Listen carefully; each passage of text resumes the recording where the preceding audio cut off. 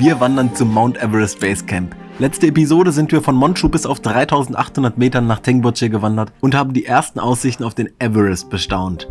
Diesmal ist die Mission klar, an die Höhe gewöhnen. Die wird nämlich langsam ernst. Die Sauerstoffversorgung sinkt mit steigender Höhe, wodurch sich jeder Schritt doppelt so anstrengend anfühlt. Umso verdienter sehen wir heute einen Sonnenuntergang, wie es ihn nirgends woanders auf der Welt gibt. Die Landschaft hier ist alien und für Menschen kaum noch bewohnbar, vor allem ohne die Yaks. Deshalb gibt es jetzt erstmal 3 Yak-Fakten, um ins Video einzusteigen. Yaks sind erstmal ein essentielles Transportmittel für wirklich alles Lebensnotwendige. Natürlich auch Nahrung. Auch Fleisch wird hier zum Beispiel ungekühlt hochtransportiert. So ein Yak wird bis zu 700 Kilo schwer und kann deshalb auch schnell mal die Kontrolle verlieren, besonders wenn es bergab geht. Und drittens, sind die nicht übel süß?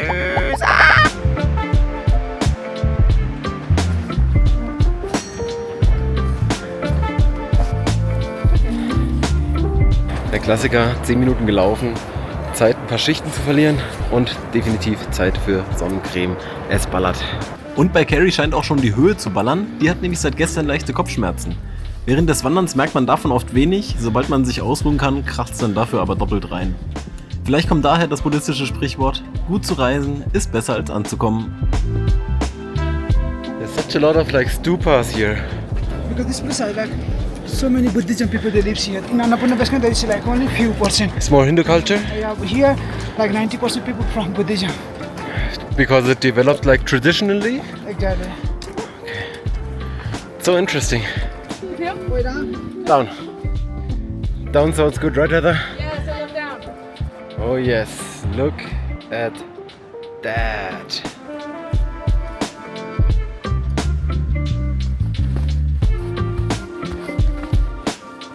Oh, that's Everest. There's some view again, right? Right? Yeah, we're lucky again. Woohoo! Good job, Kapil. Way to order the weather. Woo!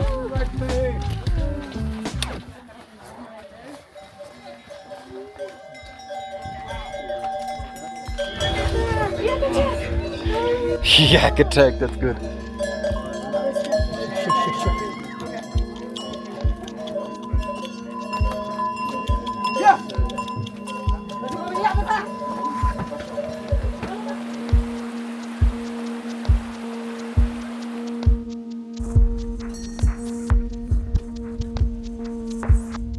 You summited? Well, that's another story. I'm going to come back and do it again. It would have been too much for me. Way, way too much. The high camp, oh my God. What a climb that was. Wow. Even this, just to get to Everest Base Camp. Yeah. Enjoy it though. It's Been beautiful so far. oh my God. It only gets better. How old are you? Tomorrow I will be 67. Oh, what a place to celebrate. Yeah. See you. Enjoy your Alright, bye-bye. birthday. Was für ein nicer Dude mit 67 einfach ins Basecamp und ins Highcamp. Nicht schlecht. Eigentlich wollte ich gerade filmen, dass hier Yak-Scheiße zum Trocknen hingelegt wird.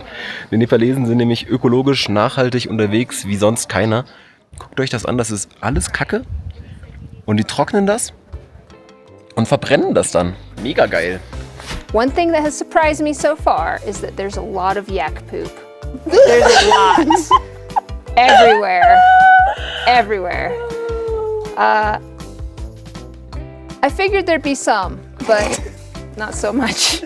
Well, a couple things that have surprised me so far is one, how busy the trail is. I did not expect that many people to be out here. And then two, the amount of helicopter rescues we have seen today alone. Yeah. I think I've counted 6 here in That's true. Dingboche. That's a little nerve-wracking, but Yeah. that's okay. Our oximeter levels are great. I think I'm just surprised that I can do it. Es war schon gerade echt eine frühe Pause, nach so einer guten Stunde Laufen. Und ich hatte eigentlich erst Lust weiterzulaufen. Aber ganz ehrlich, ist ein chilliger Tag heute. Warum nicht eine Pause machen? Schön schwarzen Tee getrunken. Und jetzt danach bin ich auch gleich wieder doppelt so fit. Mit der Aussicht natürlich wieder. Ey, wirklich. Jeden Tag Gänsehaut. Unglaublich. Nur die ganzen Staus nerven mich echt ein bisschen. Wir sind fast genau auf der Baumgrenze, sprich ziemlich genau auf unserer Höhe, hören die Bäume auf zu wachsen. Mittlerweile wirkt das Laufen hier wie das Laufen auf einem anderen Planeten. Es ist so eine abstrakte Landschaft. Sowas habe ich ehrlich gesagt noch nie gesehen in meinem Leben. Und ich lieb's. Es ist... muss ich mal einen Lanz raushängen lassen? Es macht was mit einem. Es macht doch was mit einem. So, Jax überholen fühlt sich gar nicht safe an. Und sieht doch nicht so safe aus, wie er den kontrollieren will. Machst halt nichts, wenn eine halbe Tonne Tier macht, was es will. So viel Platz haben wir gerade. Menschen und Jax. Ganz ehrlich, vor mir Jax, hinter mir Jax. Fühlt sich nicht gut an. Okay. Einen geschafft. Einen weiteren to go. Yeah. We made it. Das fühlt sich wirklich nicht geil an. Sobald sie drüben halt auch nicht gerade so entspannt runtergeht, ne? Huiuiui. Kapil hat leider einmal miterleben müssen, wie ein Jak einen Touristen ein paar Meter den Hang hinunter befördert hat. Es ist zum Glück nichts richtig Schlimmes passiert, aber trotzdem immer lieber bergseitig überholen statt am Abhang. Da oben sieht man schon die Häuser, wo wir heute Mittag essen. Das ist maximal noch eine Dreiviertelstunde entfernt. Es ist so geil.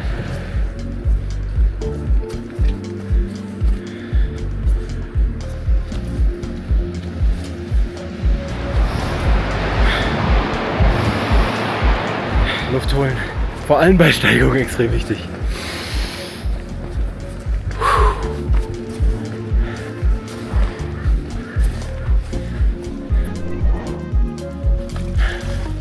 Bin arschready für Mittag. Auch wenn es garantiert maximal 11 Uhr ist. Everyone is having like a pre-lunch snack. I'm hungry.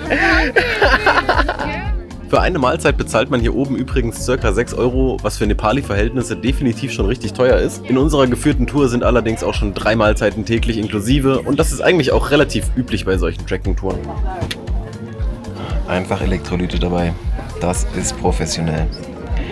Hätte ich auch gern, bin ich ehrlich. Mashed potato, and then fried. Mashed potato and fried? Okay. Deep fried. Deep fried. Fried mashed potato. Is that good? Wow, that looks very good. You know, it's great fuel. It's great fuel.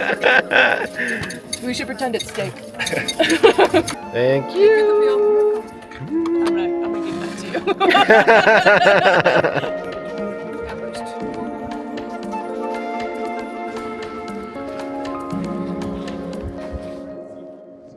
Eine Sache, die mir heute sehr bewusst wird, in der Annapurna-Region,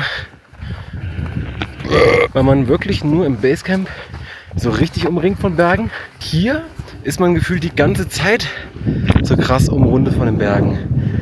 Es fühlt sich die ganze Zeit an wie in einem Kessel aus Wänden von 6.000, 7.000, 8.000 Meter hohen Schneegipfeln.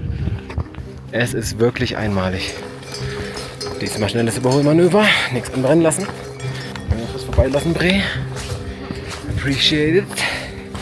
For real. Es ist Tag 3. Klar, die Tageswanderungen waren entspannter als beim Annapurna Basecamp. Trotzdem habe ich mich, glaube ich, auf dem ganzen ABC-Track nicht so gut gefühlt wie heute. So geil. Bis wir das Basecamp erreichen, sehen wir jetzt übrigens keinen Everest Peak mehr. Der versteckt sich jetzt hinter diesem Massiv. Dafür haben wir hier Lhotse 1, den vierthöchsten Gipfel der Welt. Ich glaube um die 8.500 Meter. Und natürlich Ama Dablam. Und natürlich dieses komplette übertriebene Massiv. Und ab morgen sehen wir noch Makalu, einen weiteren 8000er. Wir sehen Island Peak. Es werden noch richtig viele Berge dazukommen. Es ist echt eine große Vielfalt hier. Absolut beeindruckend. Damit habe ich offiziell meinen Höhenrekord gebrochen. Annapurna Basecamp war 4.130 Meter. Das sind 4.140. Ja! Und ich werde noch mal entspannte 1.200 Meter drauflegen bis ins Basecamp. Echt gespannt, wie die Höhe sich da entwickeln wird. Ob es Kopfschmerzen gibt, ob es Übelkeit gibt, ob ich Schlafprobleme haben werde. So far, so good. Wir bleiben positiv. Das ist mit das Wichtigste auf diesen Tracks. Immer positiv bleiben. I think for me to remain positive, like, again, so it goes back to my faith, and I'm a Christian and praying and just telling the Lord, I want to make it, but I just trust that you know what's best. For me, it's a lot of praying. I just pray all day. I'm like, Lord, please. So, but that really helps. I think mine just goes back to being grateful again, like praying and being grateful and thankful for every step, you know, and just knowing that no matter the outcome, like, I've stayed faithful to being able to trying and to doing what I can do. Hope in something greater than myself, and it's not all on me. So I have a peace that brings a lot of positivity. In Nepal gelten die Berge selbst als Gottheiten. Und wenn ich mir die so anschaue, kann ich auch nur zustimmen. In ihrer Gegenwart fühle ich mich geerdet und bin erfüllt von innerer Ruhe, aber auch Ehrfurcht.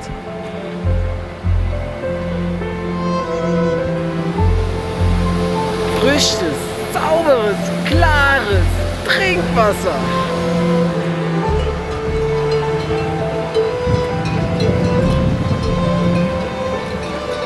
Ich bin so auf der Flucht vor diesen Yaks. Aber die Shots sind so geil. Oh, fuck.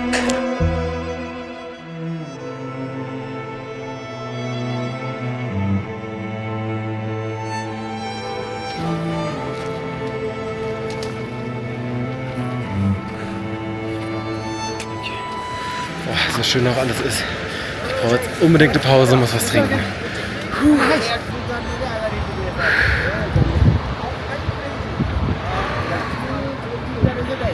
Die Sonne ist am Platzen, aber mir ist wegen des Windes so fresh. Ich bin halt auch mega verschwitzt. Vielleicht ziehe ich gleich sogar noch meine Teddyjacke an. Ich keinen Bock, mich jetzt noch zu erkälten. Ich hatte heute Morgen ein kleines bisschen im Hals.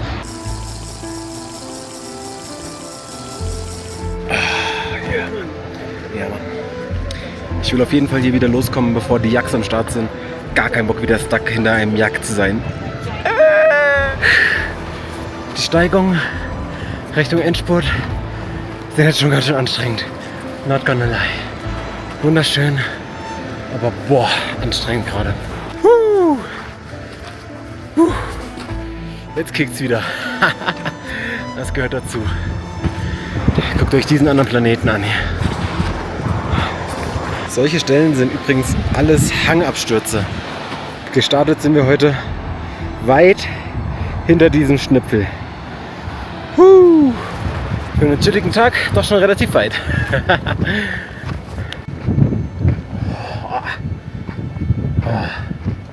Jedes Mal wieder spektakulär.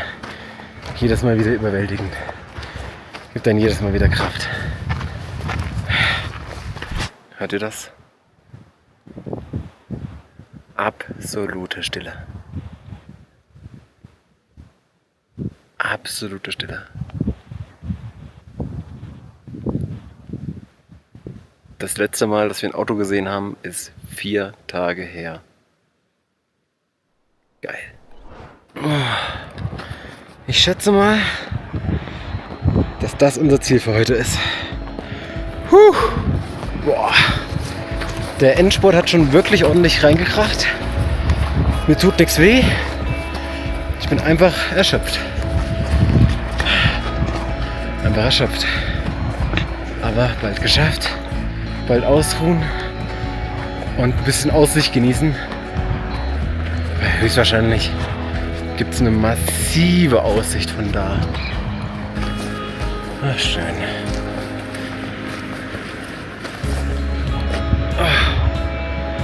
Ohne Scheiß, ohne Sonnenbrille kann man sich die Berge kaum angucken. Boah, blendet das, ey. Boah. Andererseits ist es auch doppelt so krass, die anzugucken. Bisschen wie direkt in die Sonne schauen. Ja, meine Augen fangen sofort an.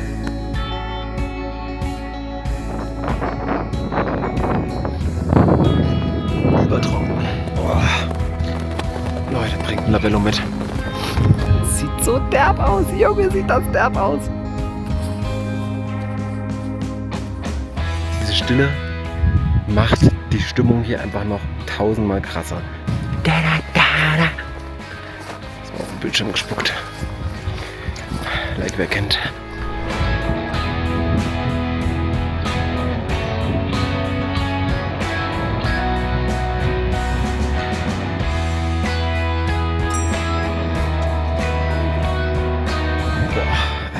Seht ihr das? Kurz mal Sonnenbrille abgehabt. Alles nass. Da habe ich mich schon wieder verlaufen. Was ist die Laut? Was ist das? Okay, good luck. Das ist... Hey, my man! Oh, thank you. More stairs. Dann ihr wart. Enjoy your day. Hey, Arch, how are you doing? How long have you been here? 30 minutes. Nice. That's a really nice room. Do we have our own bath? Yeah. Wow. Das war echt ein geiler Tag. Bin aber auch wirklich froh, angekommen zu sein. Oh wow! Look at that one. I'm a Dang it. I'm so bad at saying that. I love that I got Auf dem Weg zum Abendessen gibt's das. Wow.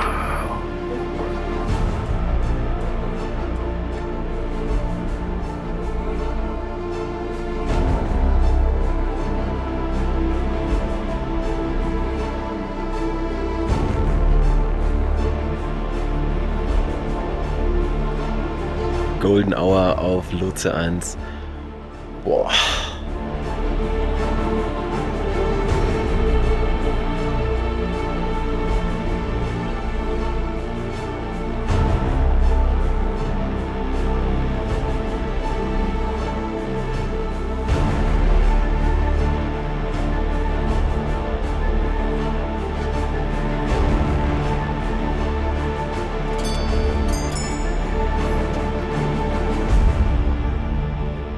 Golden Hour, kurz vor 5. Ist echt kalt mittlerweile. Ich fühle mich ein ganz kleines bisschen dizzy. Vielleicht die Höhe. Gleich gibt es endlich einen geilen Ginger Lemon Tee und Abendbrot. Ich habe richtig Bock. Ich habe heute mal eine Veggie Pizza bestellt. Erste Mal, dass ich sowas eher Westliches hier bestelle. The food is actually pretty good. I expected to eat dalbat every meal, and there's been a pretty good variety. Fried momos. yeah. Fried momos. The lack of protein is sad. Yeah. It's I'm a vegetarian right now, and I don't want to be forever. Meat. We like meat. Yes. Was wir auch mögen, ist Sauerstoff, aber auch der wird mit zunehmender Höhe immer knapper. Warum, erzähle ich euch morgen. Jetzt messen wir erstmal unseren Blutsauerstoff, um sicher zu gehen, dass wir gesund sind. Sorry, it doesn't work. Oh, the broken one? I think the battery is dead. I'm gonna get new one. You're fine. So low, I broke it. I think it's hard because like I have like a slight headache, and so any symptom I'm gonna be very like I'm nervous, but I know you're like, I have a headache. I'm like, I've had a headache for 2 days. I haven't told anybody. Oh, have you? It's like a little. My neck is really tight, and that's what's causing it. It could be like I've been up since 3. All the minerals lost through sweat. Yeah. it could be a lot of things. Yeah. Well, I think that's what's hard is so that's where it's like, oh, I could have all these symptoms, but I think the oximeter is gonna be very helpful because at least we have a real number to work off of. Yeah. What's that? 85. That's awesome. Nice. Headache gone. I feel great. Oh, 90. What? That's, Yeah, it's nice improvement. that's way better than last time. If the oxygen level go like less than 60, then that would be like some problem. Otherwise, we all are like doing very good. Okay. Does that make you less nervous about it at this point?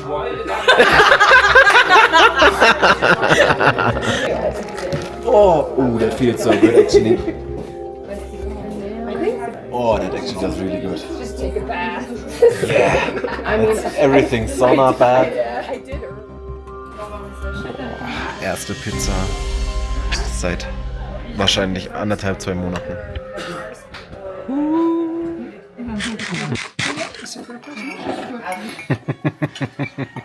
Die Pizza war viel, viel geiler, als ich die erwartet habe. Da war übelst viel Knoblauch drauf. Wir haben es jetzt kurz nach 6. Es ist schon wieder stockduster. Man sieht schon Sterne. Es ist übelst kalt, es sind minus 4 Grad. Morgen früh wird es definitiv auch richtig, richtig frostig. Wir gehen nachher noch mal eine kleine Runde Sterne gucken. Ich habe richtig Bock drauf.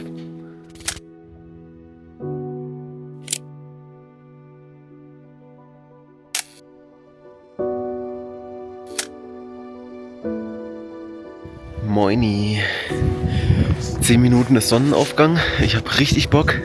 Es ist aber auch übelst kalt und ich bin auch ein bisschen müde. Ich bin schon vor einer guten Stunde aufgewacht. Schlafrhythmus einfach was komplett anderes hier. Es ist auch noch niemand auf den Beinen.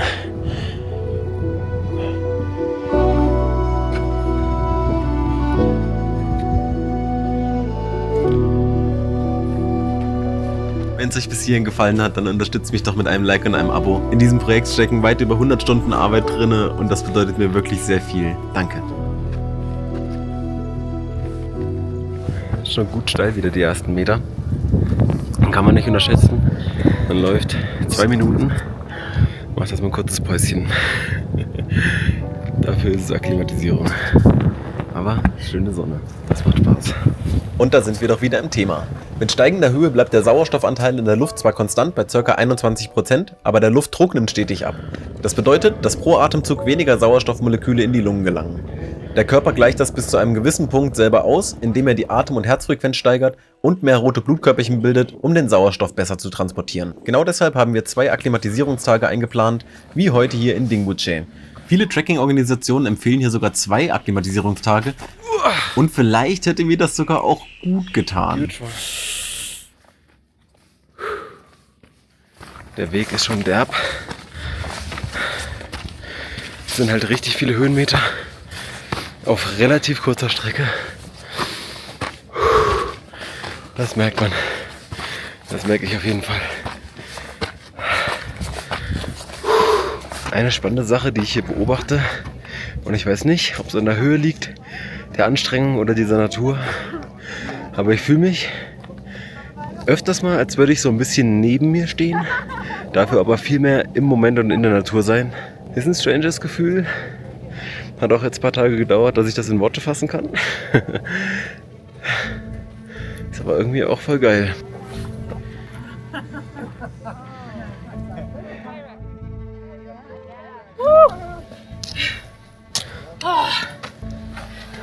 Yeah! That's it. Well done, well deserved.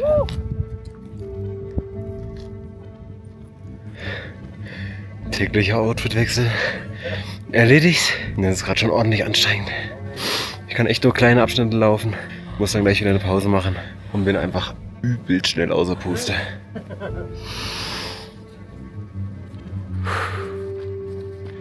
Yes! We did it! Oh, I wish you would have brought a sticker. Kirmesburschen Els, liebe Grüße. This is so stunning.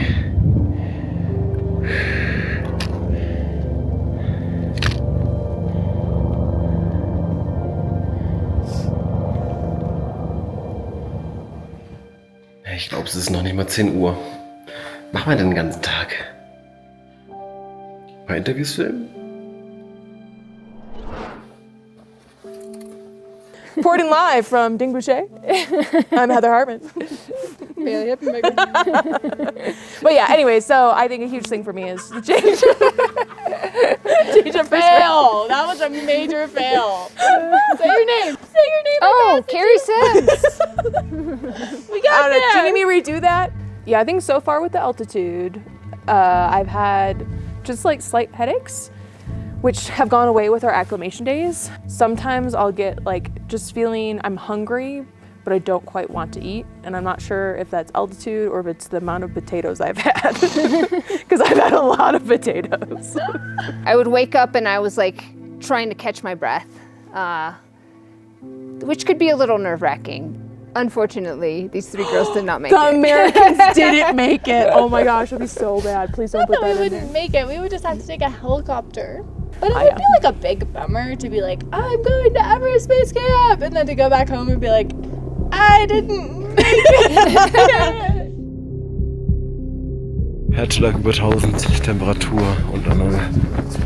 So richtig haben wir uns nicht an die Höhe gewöhnt. Im Gegenteil, sie beginnt zu zehren, obwohl die letzten 1000 Höhenmeter noch vor uns liegen. Ob wir es ins Basecamp schaffen und wie so real eine Landschaft aussehen kann, seht ihr in der nächsten und finalen Episode. Ich fühle mich nicht gut, Leute.